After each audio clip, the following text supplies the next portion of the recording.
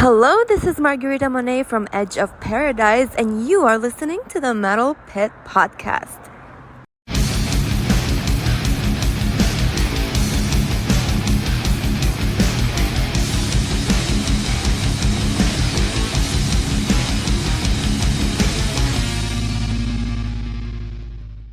Welcome to the Metal Pit Podcast, where we delve deep into the albums and bands that shaped metal. Please visit our website, The Metal Pit, at www.themetalpit.org. And you can find us on Instagram and Facebook at The Metal Pit. And follow our YouTube channel, which is youtube.com at The Metal Pit 666. And if you have any comments or suggestions or anything about this podcast, please email me, Blake, at info@themetalpit.org. Only one at in there, at after info. As I said, I'm your host, Blake, and my guest tonight is all the way from Queens, New York. It's Georgina. Hi, Blake. Hi, everybody. Welcome. So how are you today? I'm doing very well, Blake. Thank you. And yourself? Oh, I'm peachy. Awesome. Awesome. So we're going to talk about a debut album tonight. Awesome. And I guess we'll just say we're going to enter the Metal Church tonight and talk about Metal Church's first album. Amen. Praise the Lord. I love it. I can't wait. Okay, so briefly, Metal Church, of course, is from the United States, formed in 1980, originally based in San Francisco, but then they relocated to Aberdeen, Washington, the state of Washington, the following year. They were led by guitarist and main songwriter early on, anyway, Kurt Vanderhoof, and the band has released 13 studio albums. Their first, I guess, 3 were probably their biggest selling ones, and they all entered the top 100 on the US Billboard 200 chart. This album, the self-titled, they sold 70,000 copies of the album independently themselves before signing to Elektra Records.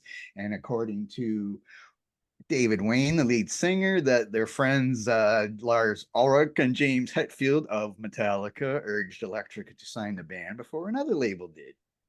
So when, Georgina, did you first hear Metal Church? Was it this album, or do you remember?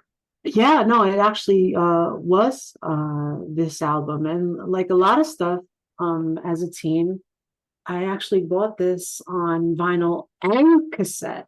And I picked it up over, I don't know if you remember, I don't know if it was big in Canada, but here in the States, we had a franchise that was called Tower Records. And I used to hang out in the Village a lot as a young teenager.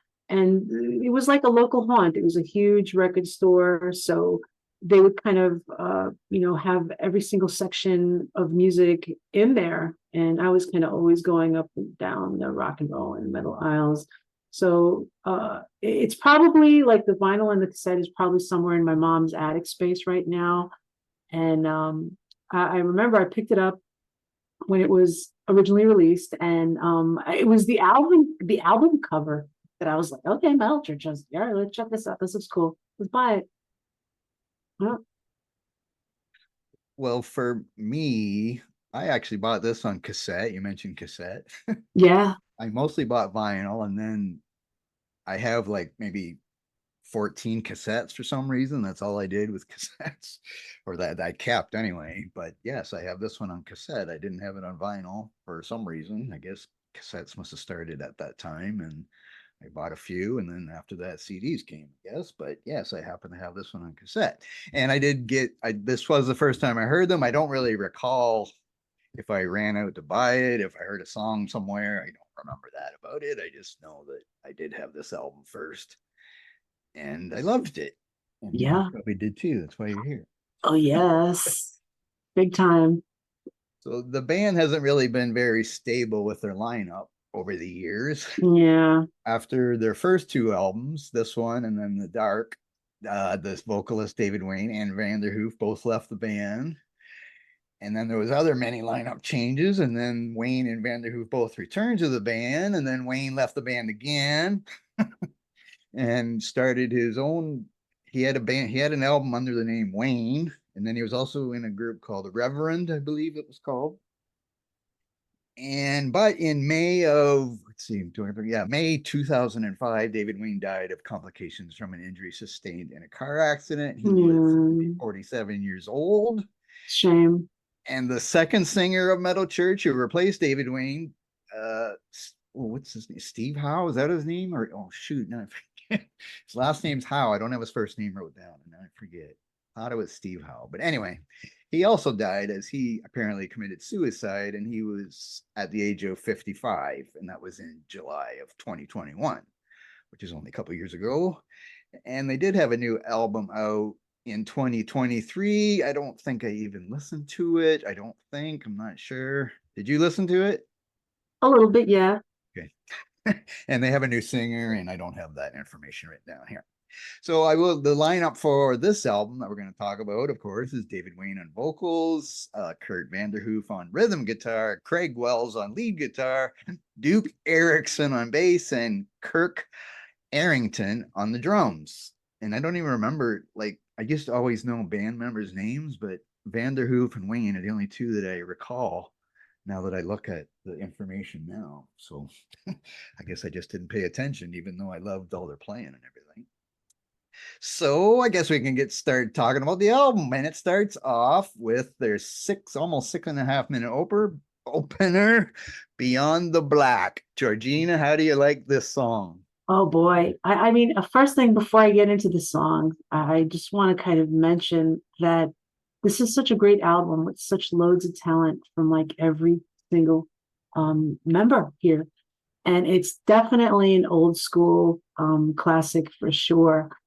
And it starts off, now we're getting into the album with this iconic song, right? Beyond the Black. Right from the very beginning, you're like hit with this heavy, distorted vocals layered over these clean and like melodic guitar sounds. And as the song progresses, it kind of transitions into an awesome guitar solo, right? Followed by an incredibly like catchy riff. And then the lyrics of Beyond the Black delve into this haunting aftermath of atomic warfare, right? Which adds to the overall mood of the song. It has this dark and this unsettling vibe about it that only grows stronger until like this chaotic ending that we hear. The drumming in the song is not just like background noise. It adds this intense and military-like feel. And every aspect of this song just works so well together. And the lyrics come out at you, like, for example, food supplies are worth more than gold. Turn the young into old. With blinded eyes, we count the cost of everything that we lost. Look out. Watch out for the Beyond the Black. I mean, you can taste and smell war here. I love it. Great song. Oops. Yes. Yes, it's a great opener. It's not like on the Dark album. I think Ton of Bricks hits that one off with a fast short one, which is usually kind of how groups. I guess we're calling this thrash. I guess it is thrash. Mixed with some power, but I guess it's thrash for back then anyway. Yeah. But yes, and I love David Wayne's vocals, and they're so distinctive. I think I don't really think there's too many people that sound like him. And at the end, there's a few songs on this album, but for some reason, right at the end of the song, he screams out the title of the song. Mm-hmm. I don't know why they do that, but it doesn't bother me. But I read somebody else's review today, and they were really bothered by that. But whatever, he screams Beyond the Black at the end. But yes, it's a great song, and I love 6-minute songs. I mean, I could love any length of a song, but I always love the longer songs the best. It's always what I do, what I like. I mean, I don't really have anything else to add to the song because you said everything about that one that I could say. Oh. And yes, the drumming is very good on this. Like, again, I'm surprised that I don't remember the names of these band members because yeah, the drumming is really good on this album, but I just never paid attention to his name back then. I guess there was probably too much going on. It was 1984, everything was coming out.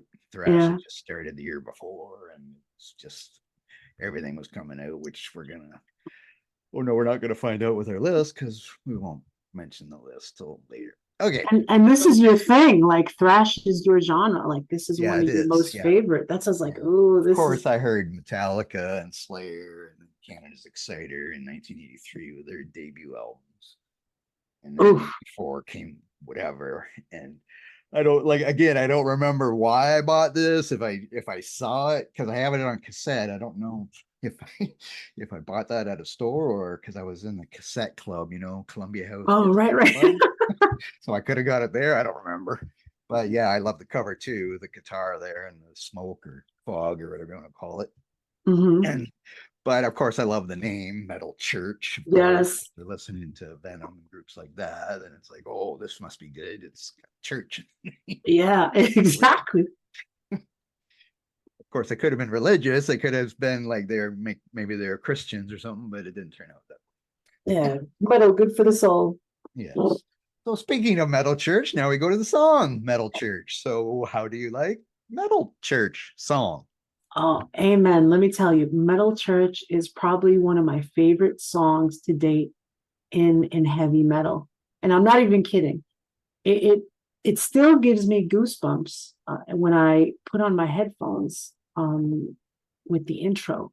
Uh, I actually had this song as my phone ringtone back in the day when I think I first got my cell phone a bazillion years ago. And it's an amazing song. It really is a masterpiece, at least for me. Starting like with this atmospheric vibe and the military drumming again, and the anticipation builds until the guitars come like crashing in, and you have Wayne's sinister, crazy laughs that lead into this powerful riff. It's arguably one of Metal Church's best by far, and the guitars kind of harmonize perfectly with the vocals while the drums kind of provide this like solid backbone to the song. And although the guitar solos may not be as intricate as some of the other songs on this album, it still adds like this interesting element to the overall atmosphere of the song. And who can forget the mesmerizing lyrics here accompanying this phenomenal song, right? Metal Church will find you, can't run very far. Metal Church inside you knows just who you are. Then Wayne concludes this wonderful masterpiece declaring the band's name, the Metal Church. You have to love this, and you're smiling. Like, you guys can't see it because you guys are listening to us, but you got to see, like, we've got like these Kool-Aid smiles here because this was just such a pleasure to review. This really was, for sure. Well, I wrote down or I made a note of the first part, the lyrics of the first part of the song, and it made me think about creating my website because it says on it, many, many years ago on a distant shore, men did gather secretly beyond a hidden door. They traveled long and traveled far, dark into the night. Yes, this is the place they've chosen to build the metal site. So I built the metal pit site. I don't know, maybe the song inspired me to build a That's website. awesome. That's such an awesome story, Blake. That's so freaking cool. But I don't think I had a website in 1984, so I don't think I went back that far. But but anyway, when I was reading the lyrics today, I thought that's kind of funny. But yeah, and of course the song ends with Dave screaming out the Metal Church. He names the title of the song again at the end. And yeah, I do like his evil laugh there. And you already mentioned the military like drumming at the start. And yes, it's a great song. Yeah, I mean, I love this song. Like I said, probably one of my favorite heavy metal songs to date, like ever. Love it. Yes, then we go to the I guess the shortest song, which is an instrumental called Merciless Onslaught, which I guess I'm gonna say first that is it's exactly how it's titled because it's a merciless onslaught of thrash. And the song has chaotic drumming, shredding guitar solo trade-offs, and riffs all over the place. What do you think of the instrumental Merciless Onslaught? Are you asking me, Blake? Yes, I'm asking you. Sorry. Well, Merciless Onslaught lives up to its name, and that's no BS. And it delivers this in your face thrash, like you said. This track is like a wild ride featuring like this double bass drumming, these hot guitar solos, and a riff that's kind of deviant to like conventional standards, and you just can't help but dig it. And I think it's clocking in at just 2 minutes and 56 seconds, if I'm not mistaken, which is probably the shortest song on the album. Mhm. And despite its brevity, it remains a lively and energetic tune, kind of like setting the stage perfectly for the next track. Love it. Sometimes people, they don't like instrumentals or maybe where they put the instrumental, but yeah, I think it's good. And yes, it's like you said, it kind of leads into the next song there at the end, and that's into the song Gods of Wrath, which I will let you talk about first also. So how do you like Gods of Wrath? Well, it's undeniably one of their most best songs in their catalog of music. Now, it kind of shares similar style with Metallica's One, and it's kind of slow. It's got like this melodic guitar intro, and it kind of establishes the mood for the entire track. And I love the chimes in the intro and the versatility in our wonderful vocalist's voice. It's kind of ballad like, and the combination of these clean vocals and this minimalist kind of guitar work at the start is really remarkable. And as the song progresses, Wayne's vocals soar to these high pitched heights. And it's accompanied by like these clean guitars and the shredding. And I think I just kind of chatting about this like over the years, I remember a few folks saying, oh, it's the song is too long. It's, the duration of it was kind of a thing, where it reached to a point where it became like repetitory at one point.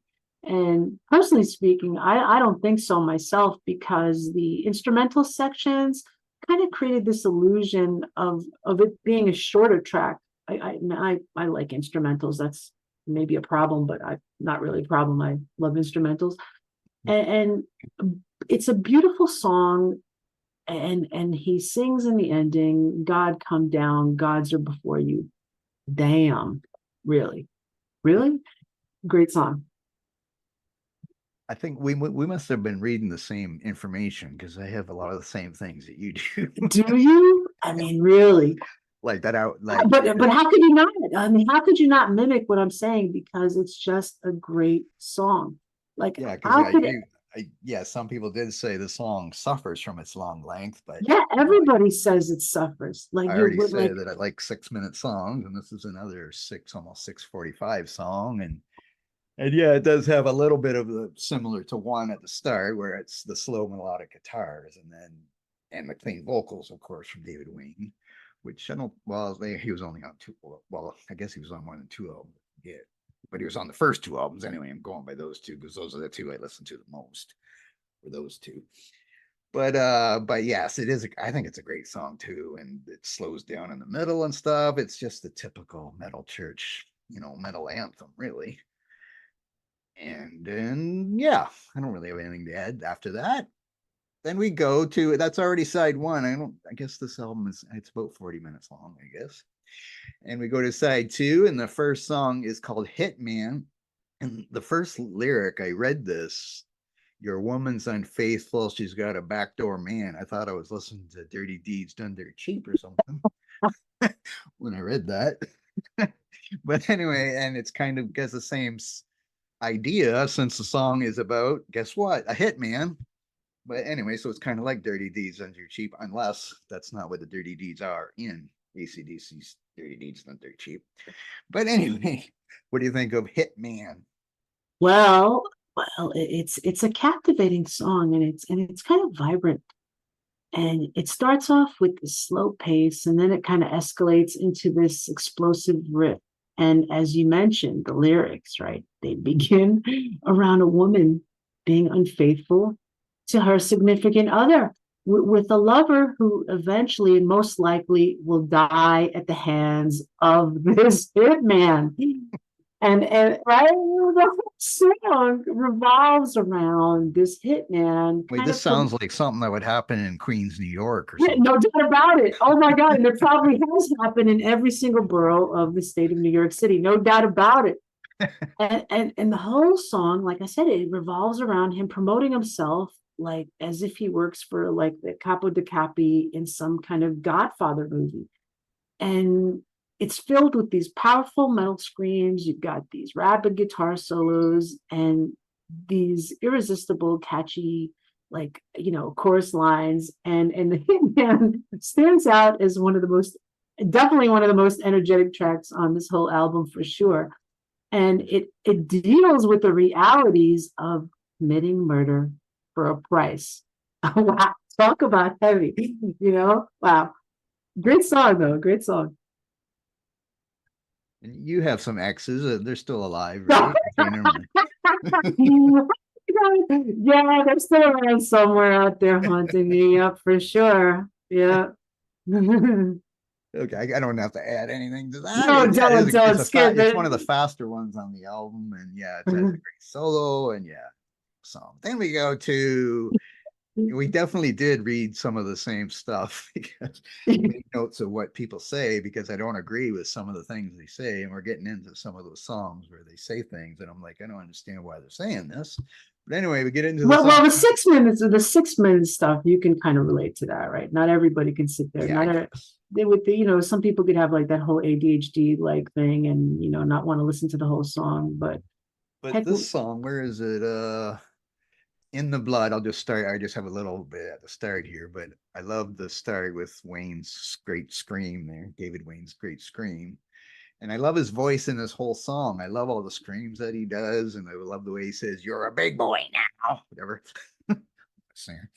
yeah, But I was reading somebody saying it has lackluster vocals, and I was listening to this song thinking I love the vocals of the song, so I'm not sure why they're thinking it's a lackluster kind of song and it's uninteresting and the solos are bland and stuff. But I don't know. I love this song. What do you think of In the Blood? I don't think the same way as this person thinks, that's for sure. I think in the blood, I mean, there's some impressive riffs here, and the drums stand out because you have this heavy use of double bass. And I love double bass drum. Love listening to this. I just love it. I think the vocals shine in this track. It does drag a tiny bit until like the solo kicks in. Uh, and that's a really great solo. And I mean, it loses a little bit of the momentum. It's a really good filler song, right? It's definitely decent for sure. And like for me, I just love the double bass drum here, and the final words of the song. You're in the blood. I mean, I eat this stuff up like candy. Nothing negative to say here. I love it. That was a short that one that song was 3:30, and then the next one is Yeah. only 3:12, which is my favorite nightmare. And I'll let you start. My favorite nightmare. Well, I mean, Kirk Arrington's snare drum rolls are like mind blowing here. He's definitely the timekeeper in this band. And let's not forget about the unexpected cowbell that adds this like touch that, right? I mean, it came in out of nowhere when it kind of when I heard it for the first time, and then you have like all these really cool hi-hat dings in there, and the song is filled with these catchy riffs and solos that kind of get stuck in your head, and the vocals really shine towards the end, and it left a lasting impression for me at least. And it sounds like a screaming banshee, and it's just a great song indeed. Are these? Oh, yeah, this is. I wrote down some of these lyrics because they might not be the best lyrics, but the first lines of the song, I think, Go was ahead, hit us with it, Blake. better let's see, better flood that restless soul of ecstasy and fright in a path splattered gore all through the night. Waking up at midnight, my body soaked in sweat. All my friends are down the stairs watching the TV set. Wow. Ooh. I just saw that last line. It was kind of funny. Now I get a visual image in my head just by saying that. Like I get the visuals there, you Yes. know? And then I loved how David Wayne there sings the next line, which is hearing now a scratching noise outside my window pane. But I love I love his voice on the first two albums. Like those are my favorite Metal Church albums, Yeah. two of my favorite albums of all time, or of anybody. I mean, are those two albums? And yes, his screaming at the end of the song, "Scream for your life" or whatever, is great. So yes, I love that song too, and I don't see anything wrong with that one either. Then this is now there's two more songs, but this is the last Metal Church song, I guess we'll say, and that is Battalions. And what do you think of this one, Georgina? Well, I can tell everybody to get ready for some serious power here. All right. I mean, the drum intro is just simply impressive, and the double bass is used flawlessly, but once again. And the guitar work is fast, it's heavy, and it drives the song forward with these killer riffs. And there's a lots of synergy here. And the bass guitar gets some play here as well. And this track is definitely the most aggressive one on the album. You have these intense screams and deep singing. And I think around the 225 mark, it transitions into this Judas Priest-like riff. And it leads into this lightning fast solo with like this epic ending that almost sounds, I don't know how, I can't even kind of put my finger on it. It's just awesome. And it's, a lot of people consider this one of the best tracks on the entire album. I mean, you hear the lyrics. I mean, I don't know if I want you to say them or if I should say them. With the time is now, we must avenge, we form to fight, we kill tonight. We must rest to regain our strength. We form to fight, we kill tonight. Bang. Battalions is another perfect Metal Church song, as well as being the most probably underrated by the masses, I would think. Yeah. And I think this is the only song on the album that was written by everybody in the band. Yeah, you're right. Or at least by four of them. And yes, there is the bass stands out a little more on this song than maybe it does in some of the other songs. And yes, and it's another great solo, but I love this song. There's one song I don't like this album anyway, but yes, I love that one too. And then the album ends with a cover of Deep Purple song Highway Star. I'm going to ask you what you think of their version of Highway Star. Well, you know, I'm not going to say anything negative about this, but I'm pretty sure anyone that goes on the internet looking for stuff, they'll see that this song gets a bad rap by a lot of people. And I honestly, I don't know why. I mean, I prefer the original version of Highway Star, right? Mhm. But this version, I mean, you know, this is a great band that's paying homage to this 1972 Deep Purple classic song, which is obviously a classic cult favorite. And in my personal opinion, it's not every day a great band like Metal Church, you know, covers another great band like Deep Purple's songs. So it's kind of, I don't know, I look at it as something special when a great band covers another great band's song. You know, I don't look at it as a negative. If they cover it, you know, or they mimic it the same, it doesn't really matter. The fact that they, you know, are admiring, you know, the band so much that they want to recreate it, kudos to them. And if I'm not mistaken, at least I remember this, that this song got a lot of airplay. Uh, Definitely got a lot of rare, you know, radio airplay. That's for sure. And the guitars are fantastic, and the drums are solid.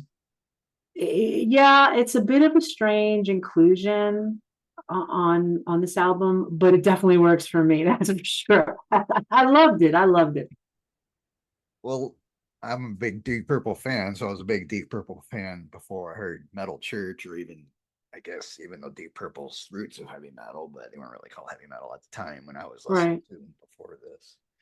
But so I love that I got to hear them do a cover of a Deep Purple song. And it's like these people that don't like it, it's like they think they're supposed to play the song exactly like the first group that played it. Like they're supposed to play it like Deep Purple because they said that, I read that David Wayne's vocals don't really fit the song, I think, but he's not trying to be Ian Gillan. He's trying to be David Wayne. Exactly. And like the song is Highway Star, but it's Highway Star on speed. Like it's even I think Yeah. probably Deep Purple's version is 5 something minutes, but it's only 4 something minutes by Metal Church because they're playing it fast. But Right. I love the song and I love David Wayne's vocals on it, and it's one of my favorite Deep Purple songs. So I don't know. I had no Here, I'm problem throwing you high five. I'm throwing you high five. because I like, and I think it's fine because a lot of groups did throw a cover song on some albums and stuff, maybe not always on studio albums, but I don't know. I thought it was a great thing to put in there. Why not? I don't know, especially on your first album too. Yeah. So yes, that's it. Did you rate this album out of 10? Oh, you did. You already told me. Okay, what'd you rate it out of 10? You know that I want to, I'm going to give it a 9.5. Okay, and I guess I'll give it let me think. I have something Oh down, boy. but as we've been talking about it, I'm gonna give it a 9.5 also. Yeah. I think I don't know, I think I like this one even better than the second album, even though I love the second album too, but I don't know. I think I kind of like this one better. Hmm. A little better. But anyway, so that's yeah, seeing them live. I've never seen Metal Church live. I don't know if I even ever had the opportunity. They never really opened for anybody that I ever seen since they didn't. For some, even though like I love this just as much as I love Metallica, like the early albums, but for some reason they didn't hit it like groups like Metallica or Slayer did. I guess all the lineup changes didn't help a few years later, of course.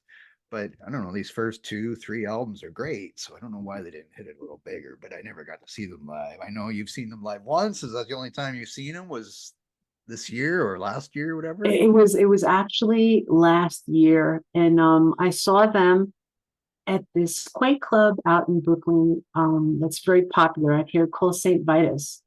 And the place was jam packed. When I tell you, it was like jam freaking packed. And this was with, Mark Lopes, their new singer, and they did a fine job. They did a great job, and they sang Metal Church, Metal Church, and like they blew the roof off of the place. It was excellent. It was a great show, and that was my first and only time that I saw them, and they brought the house down for sure. So if you guys ever see them or hear that they're touring, definitely kind of check them out live. You won't be disappointed. And I forgot to mention this earlier, Kurt Vanderhoof, who is still in Metal Church currently, and he is the only original member, of course.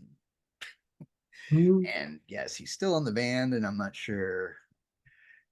Their last album was 2023, which is the tour you saw, of course, Congregation of Annihilation. Yes. So I'm not sure if they're still going on because all these groups are getting old, just like us.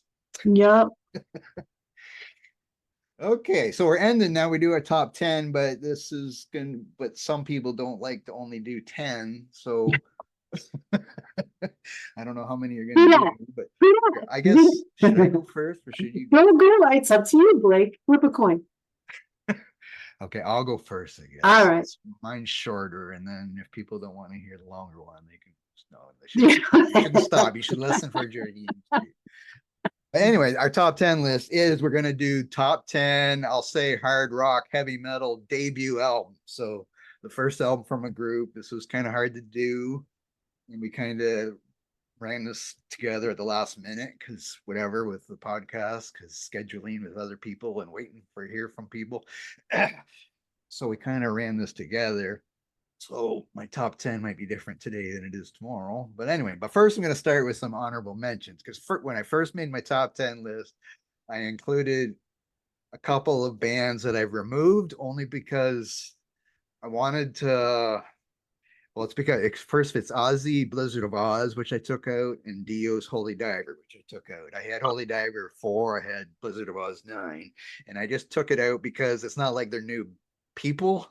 It's a new band. It's their debut album, but Dio was already in Black Sabbath or Rainbow, and Ozzy was in Black Sabbath, so I thought I would remove it and only include bands that it's really the group's first album, and they don't have a big star in the band or whatever, so that's why I did that. And two other honorable mentions are these are really important albums, but they're just not in my top 10 of debut albums. And that's the first Led Zeppelin album. I love Zeppelin, and it's a good album, but it's not good enough to be in my top 10. And of course, Black Sabbath's first album, which is probably in your top 10. Yeah. And then I had two honorable mentions in the hair metal, I guess we call it category, Cinderella's Night Songs and Twisted Sisters Under the Blade. But now I'll get to my top 10, and this also might be a hair metal band, number 10. And they didn't really start as hair metal, but they went hair metal later. But that would be Motley Crue's first album, Live Wire. Yeah. And I said this is hard rock and heavy metal so that I don't get complaints about including AC/DC's first album, High Voltage, which because I love Bon Scott, AC/DC, the 5 or 6, I think it's 5 albums that he did before he passed away. I love those albums, and this was a great first album. I didn't write the years of all these down. The next one I know is from 1980 because it's Iron Maiden's debut album, which of course is called Iron Maiden. And on my number 7, we got 7, yes, Trouble, the doom metal band Trouble, one of my favorite bands ever, and their debut album is called Psalm 9, and I don't know the year of that one. And then another one of my favorite bands, Venom, is my number 6 with their debut album, Welcome to Hell. And my number 5, which if we would have did some kind of this list like in 1983, this probably would have been my number 1. But over the years, I listened to this album better than this one. So Metallica's Kill 'Em All is my 5th one. And let's see, 4, I got Slayer, Show No Mercy. Both of those came out in 1983. At number 3, I have the one we just talked about, Metal Church, because I like this Metal Church album better than the Slayer or Metallica album. And my number 2 is Exodus, Bonded by Blood. I just love that album. And that's another band. All these bands are bands that I really love, I guess, except Motley Crue. Maybe I only like 2 of their albums. But everybody else in my top 10 I really like. And my number 1, I only like this. My number 1, this is the only album I like by this group, and I think they only made a couple albums. But it's Sammy Hagar was a vocalist for Montrose. What year? Yeah. I don't have the year, but that's my favorite debut album of all time. Wow. Self-titled album. Even though it's more of a hard rocking kind of thing, 70s thing, but I grew up in the 70s, so there. All right. That's an impressive list. That's I mean, you know what, everybody, I told Blake that I could easily do 50 for this because there's easily do 50 because there's so many debut albums that I would want to kind of add to the list, but I'll cut it down to 25. And they're not in any like particular order. I know Blake did them from 1 to 10, but these all kind of hit different, and I couldn't kind of put them in order, but I'll go from what I have here from 25 up. 25 was Guns N' Roses, Appetite for Destruction, and that came out in 1987. 24 was Metallica, Kill 'Em All, which was from 1983. 23 was Van Halen, and it was 1978. I'm surprised you didn't mention this one. Korn. I know there's always a barrage of jokes about women that listen to Korn, but I like this album. Korn, 1994. I'm also a big Down fan. Down Nola from 1995. Nine Inch Nails. Here I got tongue tied there. 9 Inch Nails. Pretty Hate Machine was 1989. I actually have the CD in front of me right now. Alter Bridge. One Day Remains. I can't remember the date for this one, but I threw in Alter Bridge. Motley Crue, Too Fast for Love, I believe that was 1981. I think Sepultura, Morbid Visions. I can't remember the date on that one, but I know it was a debut album. Morbid Angel, Altars of Madness was 1989. Metal Church, 1984. Machine Head, Burn My Eyes, 1994. I don't know if you guys kind of sense this vibe that there's certain, years that kind of, there's a lot of 80s, a lot of 90s, some in 2000. I was like chatting with Blake and we noticed that, like, hey, do you notice that the 80s and 90s is just kind of came out with some amazing music that we probably will never see again. Next up would be Mastodon Remission, and I believe that was from 2002. Deftones, yes, I'm a Deftone fan. Deftones Adrenaline, 1995. I threw in Motorhead from 1977. I think I'm up to 10, folks. Anthrax, Fistful of Metal, 1984. 9. I just saw Avenged Sevenfold a couple of weeks ago, and they put on an amazing show. Avenged Sevenfold, Sounding the Seventh Trumpet, and that came out in 2001. Slipknot, that was in 1999. Dillinger Escape Plan is number 7, 1999 as well. I put in Opeth, Orchid from 1995 as number 6. I put Gajira, the Terra Incognita album. I'm sorry, I said that incorrectly. That's, I believe, from 2001 is number 5. I'm probably going to get demoted for this one because I put Ozzy's Blizzard of Oz, 1980. Well, it's okay. As number 4. Yeah, am I going to get demoted? But for that one, all right. I had that. I just took it out. I decided not to put it in. Yeah. Oh boy. You probably have Holy Diver too, don't you? No, I do. I actually did. I actually kind of. That's when I said to myself, just like you did. I kind of consensual on that one. I was like, you know what, this doesn't make sense to put, this album here with Dio. It just didn't sit right with me. I threw in A Perfect Circle, Murder Norms from, I believe that came out in 2000. I put Slayer, Show No Mercy from 1983 is number 2, and then Iron Maiden from 1980 as number 1. And like I said, these are in no particular order, but they are debut albums that I enjoy. Ta-da! Okay. And I'm going to mention a few more now as you were reading there. Go for it. I was just looking up. It's hard. This is easily a 50. Easily 50.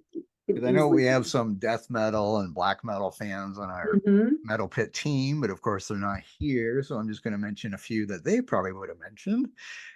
I know Death, the Florida band that kind of started death metal, their debut album, Scream Bloody Gore, came out in 1987. So somebody would have had that on their list.